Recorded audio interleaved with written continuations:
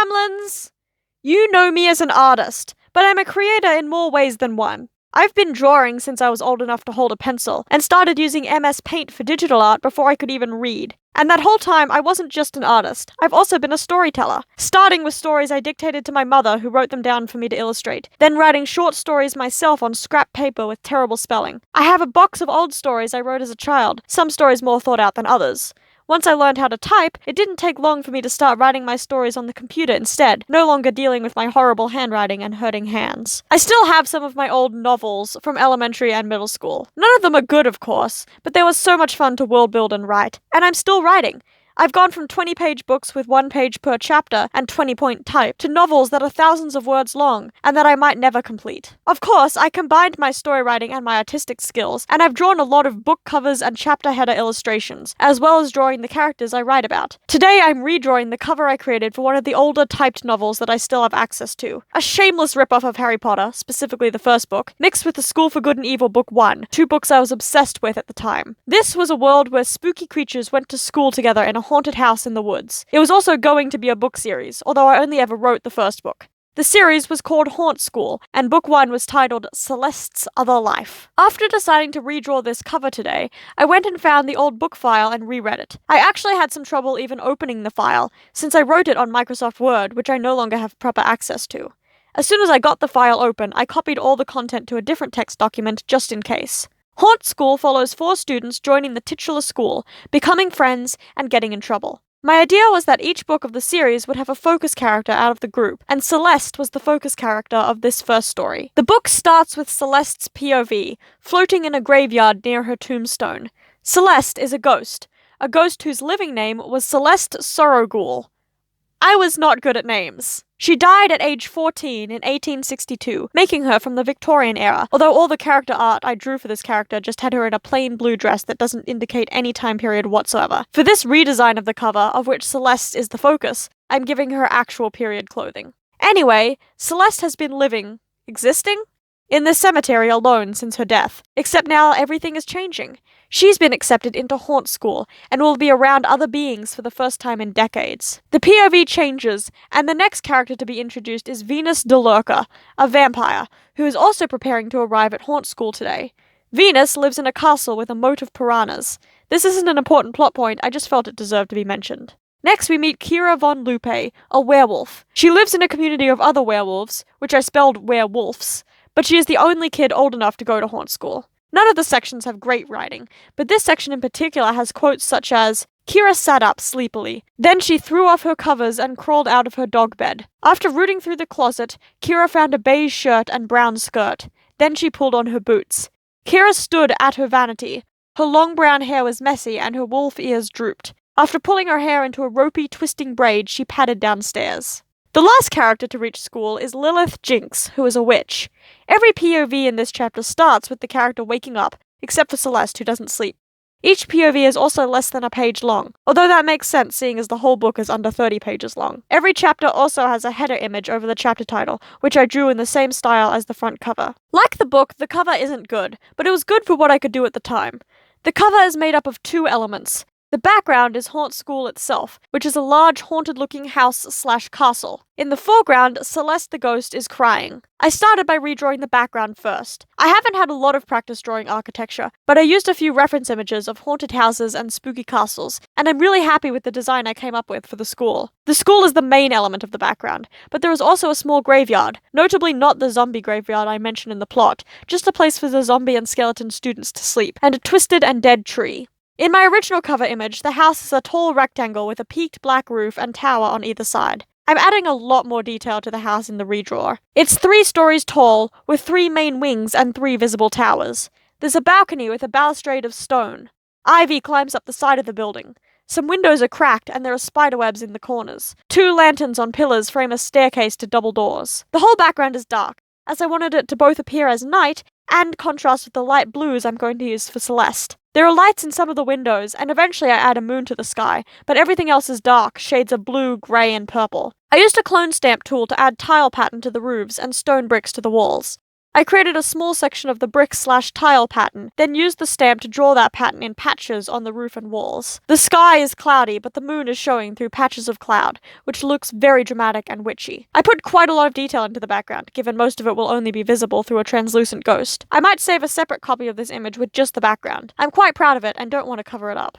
The characters finally meet each other in Chapter 2, which continues to follow Lilith's POV as she enters the dormitory where she is in a room with the 3 other main characters. She's the last to arrive.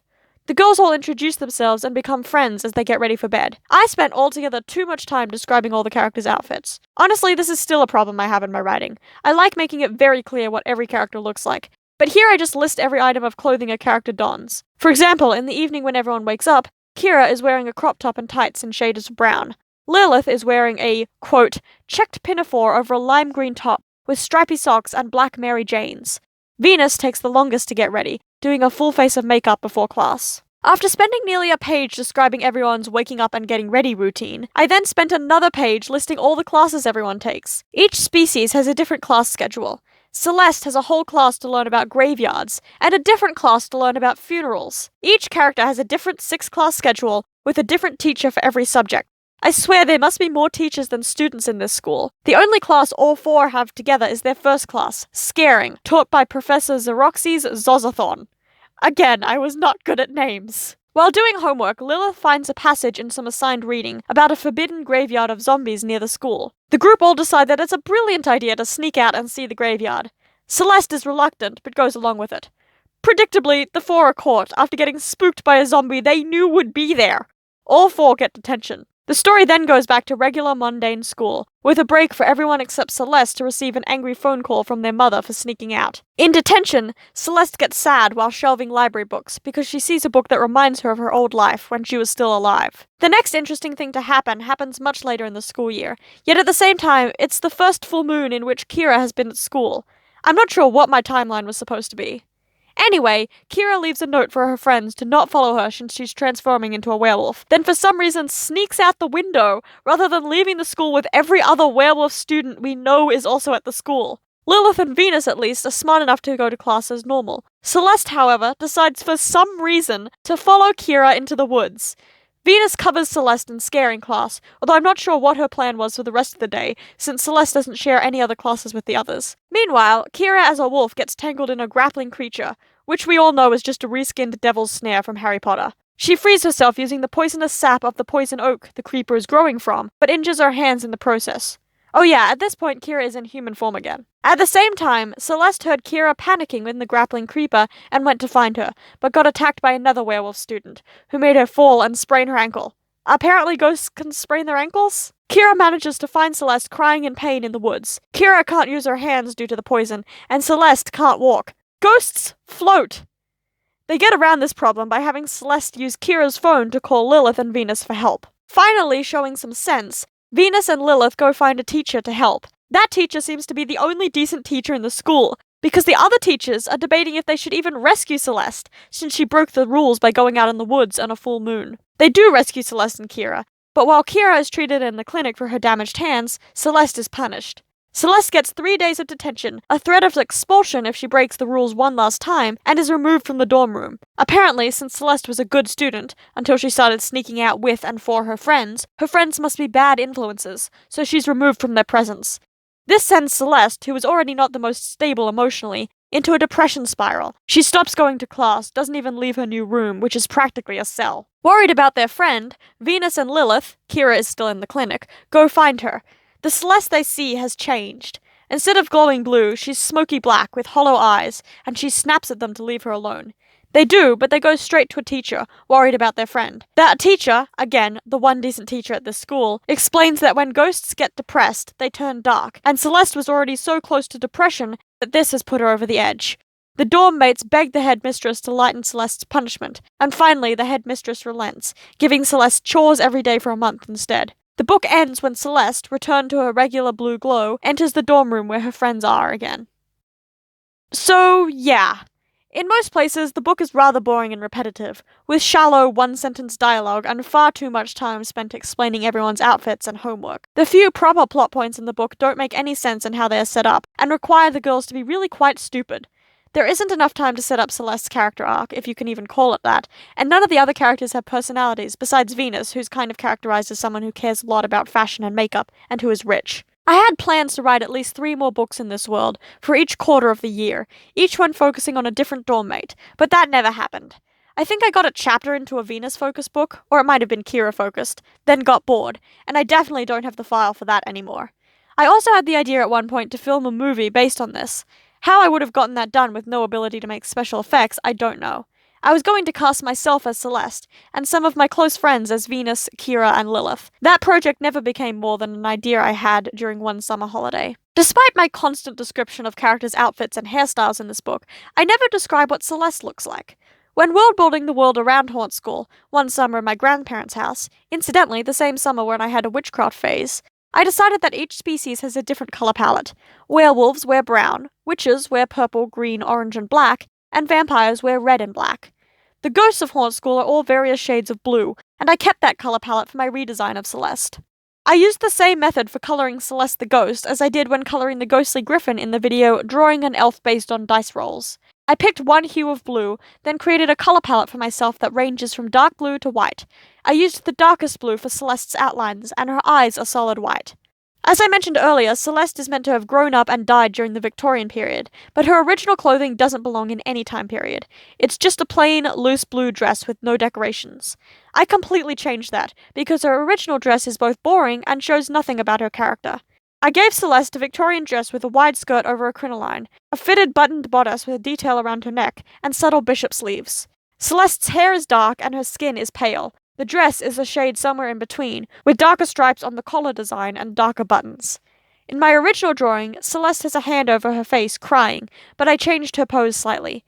Instead of covering her eye and face, her hand is in a loose fist covering her mouth, a pose that makes it look like she's trying to hold back tears. She's being unsuccessful, as her eyes are welling with tears, one already tracing down her blue cheek. I kept the shading very simple, since no cast light would affect Celeste, since she's incorporeal, although I played fast and loose with her corporealness in the story. Again, how does a ghost break an ankle past me? Her whole form is also glowing slightly. The background is shaded much more dynamically, due to the moonlight contrasting dark shadows. The moonlight is highlighting the edge of the roofs and towers, and there are shadows cast on the walls.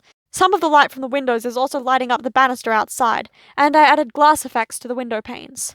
I finished the illustration by adding a few bats around the tower roofs, since one of the few details in the original image are the bats flying around the school. Then I started adding the title text. I don't have the original file containing text on my computer anymore, but I do have the book file, which includes the cover. Here's what the original cover looked like, text included. While I'm showing screenshots of the book, here's an example of what the chapter headers look like. The title is typed in the font Chiller, which is very on the nose, but it fits and I see no reason to change it. I went into this project having found the old cover in a folder of other old art, and having not read the story itself since around when I wrote it 7 years ago. I tracked down the book to reread between finishing the background outlines and beginning to draw Celeste, mostly because I wanted to check if I'd described Celeste's physical appearance in the book. I went into the book hoping that, even if the writing of the story was juvenile, the story structure itself had potential. Sadly, I was wrong, and the only way this concept would be salvageable is if I started again from scratch from the basic premise of a school for monsters, and worked hard not to accidentally just become a Monster High ripoff. I don't plan on trying to rewrite this story. It's part of my journey as a writer, and I'm going to let it stay as a very old book written before I knew what I was doing. Redrawing the cover was fun, rewriting the whole book wouldn't be. I'm really happy with how the cover turned out. I think it looks enticing and dynamic, and while I'm not sure it would work as the cover of an actual published book, it's a lot better than the design I originally drew.